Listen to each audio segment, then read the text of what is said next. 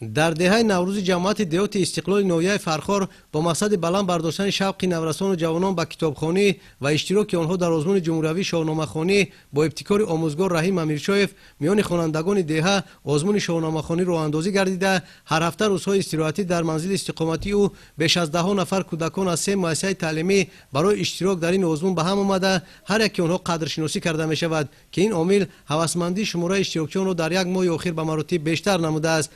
میرالیeva یکی از اشتراکچیان فعال آزمون شاهنامه‌خوانی در دهه است. او موافق برنامه تعلیم فراگیر در شرایط خانه به تحصیل جلب گردیده. در لحظه‌های فارغ از مشغولیت شاهاصل بی‌زوال حکیم ابوالقاسم فردوسی شاهنامه را با ذوق مطالعه کرده الکی یک چند داستان او را پورا ازبر نموده است. توانا بود هر کی دانا بود به دانش دل پیر برنا بود از این پرده برتر سخن راه نیست.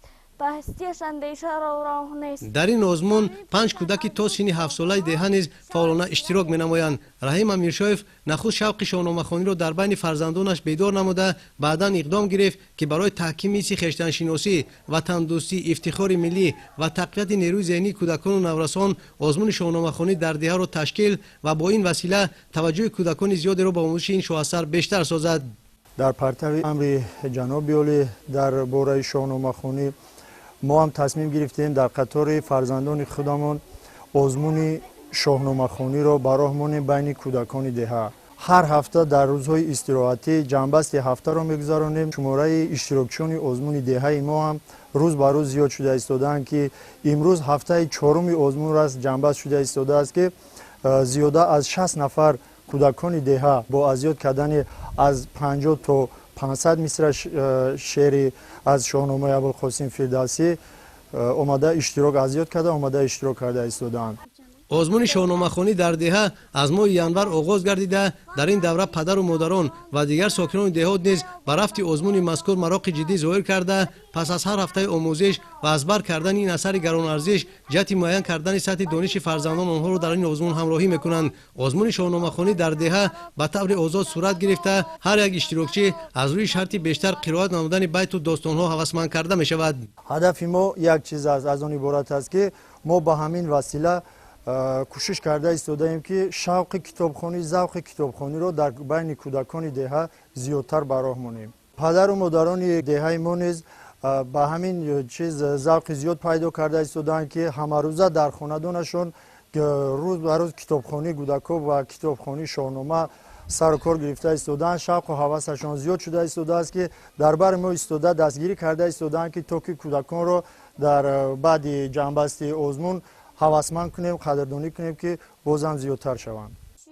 تحت سرپرستی پرزیدنت جمهوری تاجیکستان پیشوای ملت محترم امومعلی رحمان برگزار گردن آزمون‌های جمهوری فروغ صبح دانایی کتاب از علم فروغ معرفت تاجیکستان وطن عزیز من تاجیکان آینه تاریخ ملت و در این سال گذراندن آزمون شاهنامه‌خوانی در حیات مدنی کشور تحولات جدی را به میان آورده. آیین کتاب دوستی ملت تمدن آفر تاجیک را از نو احیا نمود. دوام چند سال راه اندازی گردن آزمون‌های مذکور و به هر یک عائله ساکن مملکت تقدیم شدن کتاب تاجیکان باباجان غفورов و در 2 جلد شاهنامه ابوالقاسم فردوسی میان همه قشرهای جامعه بخصوص نورسان و جوانان میل و رغبت به مطالعه کتاب را بیشتر نمود. باوری داریم که از همین بین اشتراکچیان همین کودکان همین دهه ما خوانندگانی را دریافت کنیم که با زیاده از 1000 مصرع 2000 مصرع ازیاد کردن شاهنامه آماده سازیم که در چهاربینی‌ها در آزمون‌های دور ناحیوی و ولایتی و سطح جمهوری رفته اشتراک کنند.